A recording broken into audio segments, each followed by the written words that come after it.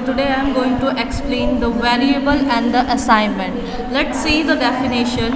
A variable is a Python represents them location that refers to value whose values can be used and processed during the program run. Variable की definition आपको exam में definitely आप mostly आप अगर देखो तो पूछ ही जाती है and explain with the example. So it is very important topic. A variable in a Python के अंदर जो वेरिएबल होता है वो एक तरह का नेम लोकेशन होता है in each and every programming location programming language that refers to a value, जो एक वैल्यू को कंटेन करता है, रिफ़र करता है और उसकी वैल्यूज़ को हम फर्दर अपने नेक्स्ट प्रोसेस के अंदर ड्यूरिंग द प्रोग्राम रन हम उसको यूटिलाइज करते हैं, प्रोसेस करते हैं. ठीक है ना. For instance to store a name of student and marks of student during a program run we require some label to refer to these marks so that these can be distinguished easily. यानी जब हमें हमारे programme के अंदर किसी student का name, उनके marks वगैरह को हमें स्टोर करवाना होता है, तब हम क्या करते हैं, हम उस पर्टिकुलर स्टूडेंट के नेम के रिलेटेड और उसके मार्क्स के रिलेटेड कुछ लेबलिंग रेडी करते हैं जिसे हम वेरिएबल कहते हैं. ठीक है ना.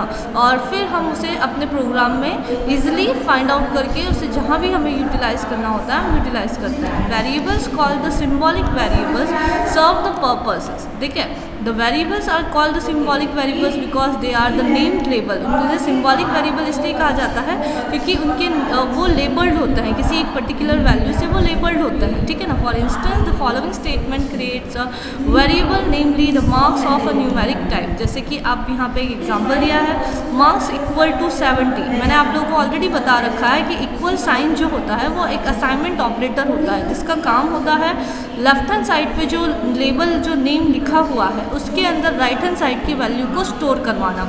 ठीक है ना.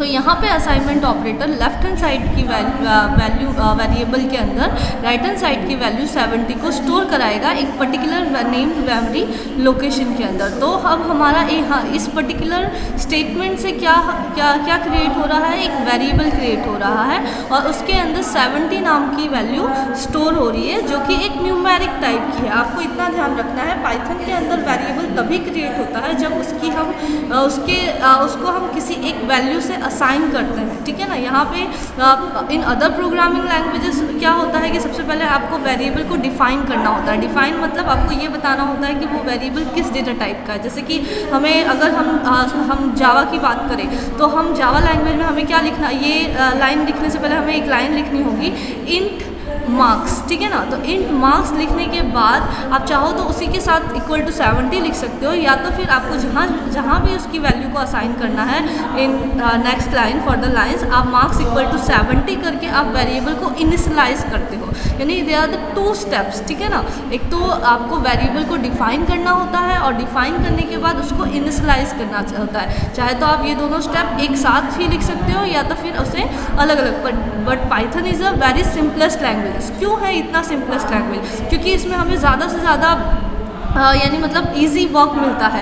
इसमें ज़्यादा हमें सिंटेक्सेस को रिमेंबर करके नहीं रखना पड़ता. जैसे कि मार्क्स इक्वल टू 70 हम वैल्यू को देख के जज कर सकते हैं. 70 इज़ अ न्यूमेरिक वैल्यू, तो न्यूमेरिक वैल्यू है तो that means it's a integer data type. अगर यहाँ पे 70.5 होता तो that means it is a decimal value. तो अगर एक डेसिमल वैल्यू है जिसके अंदर एक फ्लोटिंग वैल्यू है तो एक फ्लोटिंग वैल्यू है दैट मीन्स वो एक फ्लोटिंग डेटा टाइप की वैल्यू होती है. ठीक है ना. तो हम उसके वैल्यू से ही जज कर लेते हैं, हम नहीं, इंटरप्रेटर इसके वैल्यू से ही जज कर लेता है कि उसकी डेटा टाइप क्या है और हमें भी अलग से उसकी डेफिनेशन लिखने की ज़रूरत नहीं पड़ती है. हम जस्ट उस क्रिएट करते टाइम ही उसकी वैल्यू को असाइन करते हैं, वेरिएबल डिफाइन भी हो जाता है और इनिशियलाइज भी हो जाता है और फर्दर हम उसको यूज़ भी कर सकते हैं. That's why Python is the simplest programming language recently. Okay, चलो अब हम यहाँ पे उसकी वेरिएबल की डेफिनेशन दी हुई है एकदम कोटेड करके हम वो रीड कर लेते हैं. Named label whose values can be used and processed during the program run are called the variables. Okay, now how to create a variable? Let's see.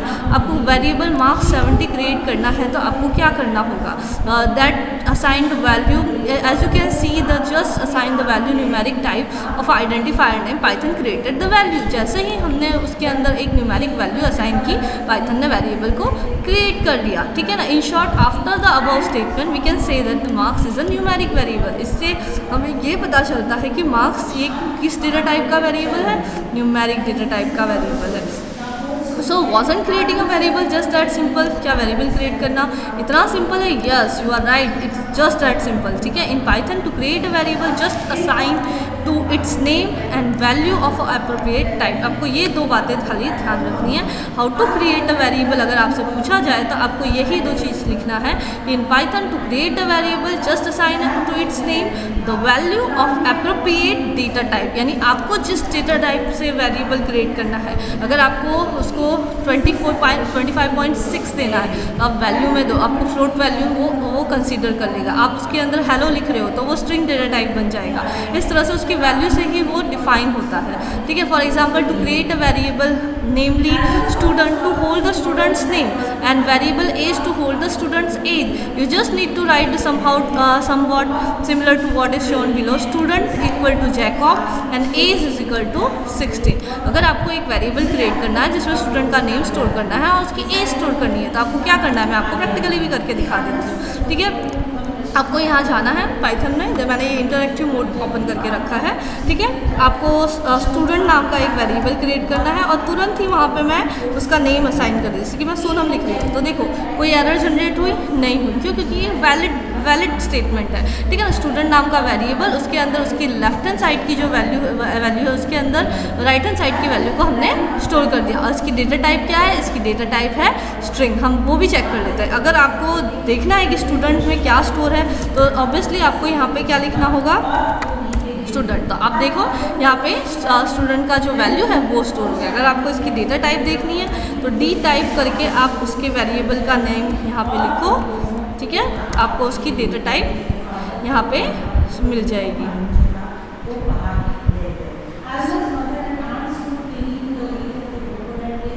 एक मिनट, प्रिंट स्टूडेंट,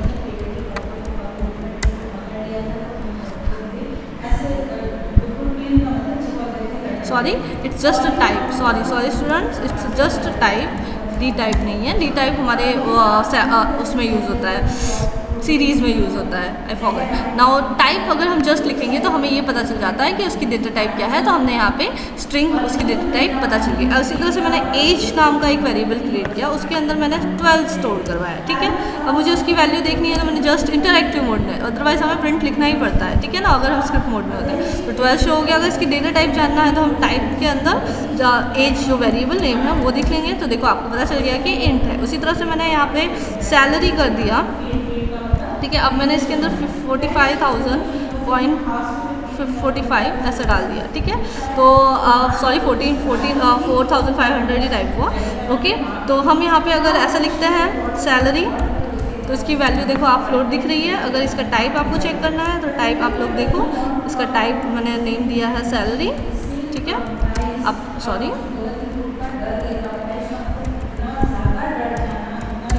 आप देख सकते हो उसकी डेटा टाइप क्या show हो रही है? फ्लोट।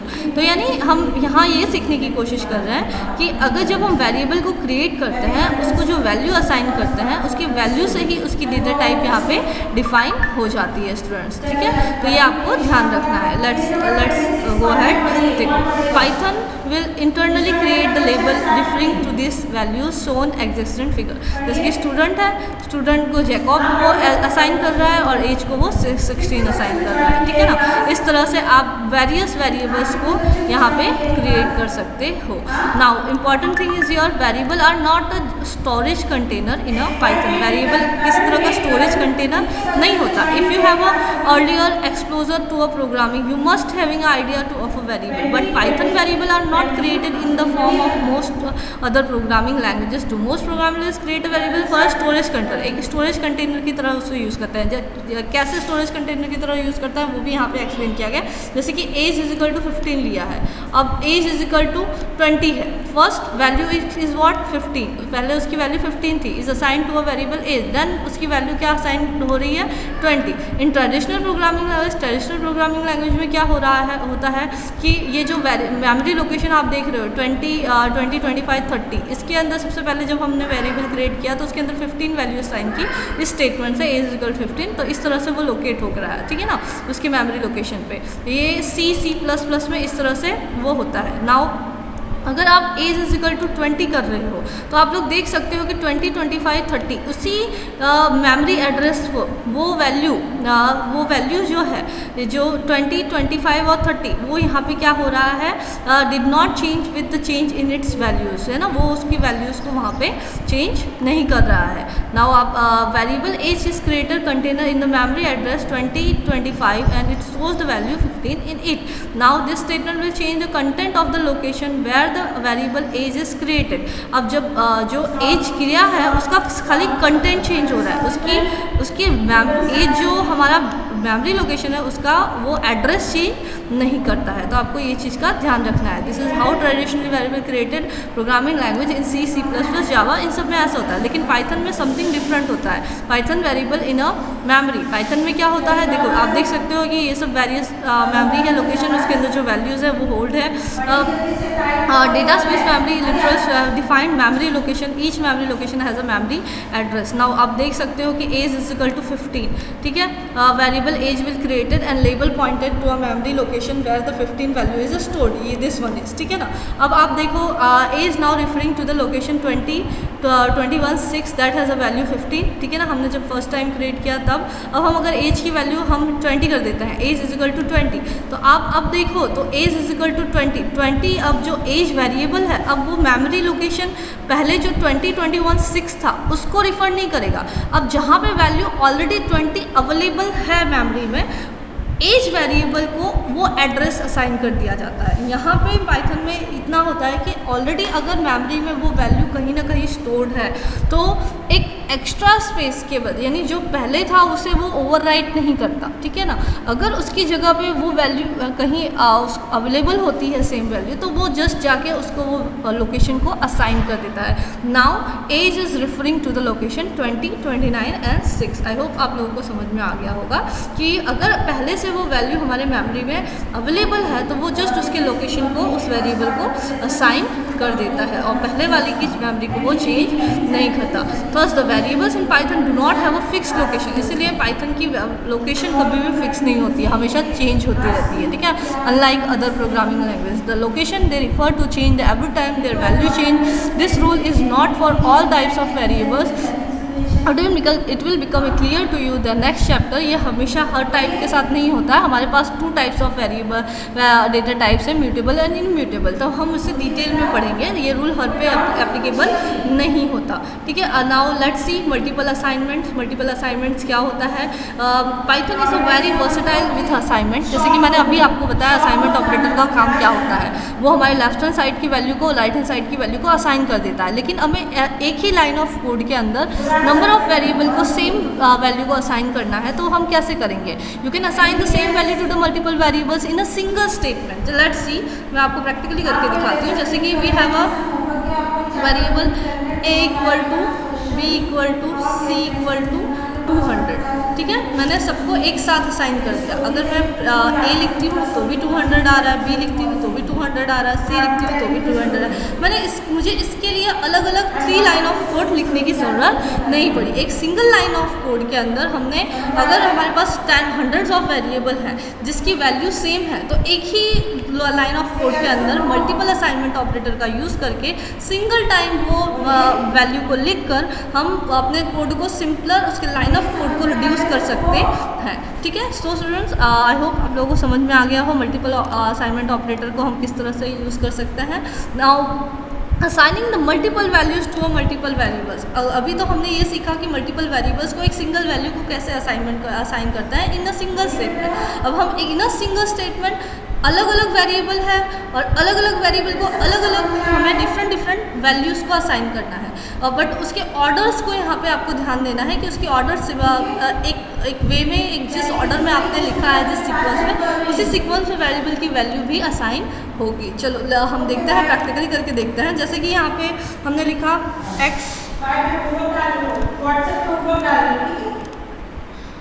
यहाँ पे हमने लिखा x, y, z, ठीक है, इक्वल टू 10, 20, 30। ओके, एंटर की। अब हम देखें तो x की वैल्यू क्या आ रहा है, 10 आ रहा है, y की वैल्यू आप देखो क्या आ रहा है, 20 आ रहा है, एंड z की वैल्यू आप देखो तो 30 आ रहा है। आपको एक चीज़ ध्यान रखना है कि आपने लेफ्ट हैंड साइड पे जो फर्स्ट वैल्यू है, ठीक है ना, फर्स्ट वेरिएबल है, राइट हैंड साइड की फर्स्ट वैल्यू ही उसे असाइन होगी।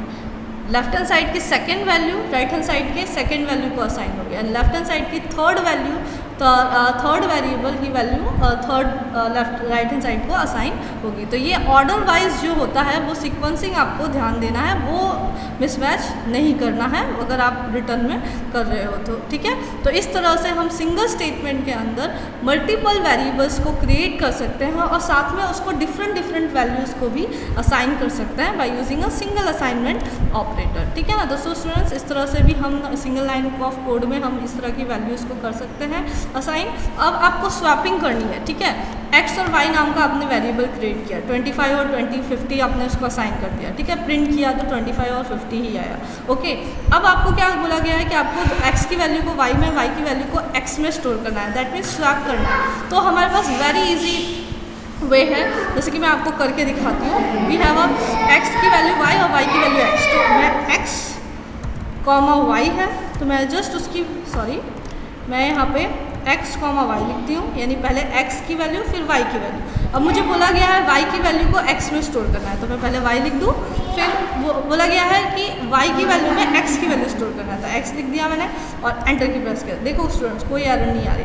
अब मैं x की वैल्यू को प्रिंट करके दिखाती हूँ। तो जैसे कि हमने फर्स्ट टाइम पे x जब लिखा था तो उसमें 10 था, अब मैंने स्वैपिंग की तो आप देख सकते हो कि 20 हो गया, और y की वैल्यू जो मैंने क्रिएट किया था तो 20 थी। अब मैंने जब स्वैपिंग की तो उसकी वैल्यू क्या हो गई, यहाँ पे हम लोग करके देख लेते हैं, 10 हो गई। तो इसको स्वैपिंग बोलते हैं, और यही स्वैपिंग की कोडिंग आपको अगर अनदर प्रोग्रामिंग में लैंग्वेज में लिखनी है तो 4 लाइन्स की कोडिंग ये हो जाती है, जो कि हमने यहाँ पे सिंगल स्टेटमेंट में ही कन्वर्ट करवा लिया in Python. So that's why Python is a very simplest language, ठीक है ना। तो इस तरह से हम यहाँ पे वेरियस हमें असाइनमेंट ऑपरेटर के एग्जाम्पल्स दिए हुए हैं, left hand right hand side की वैल्यू को कैसे हम स्टोर करवाते हैं, वो सब चीज़ें यहाँ पे आप लोगों को देख लेना है, ठीक है।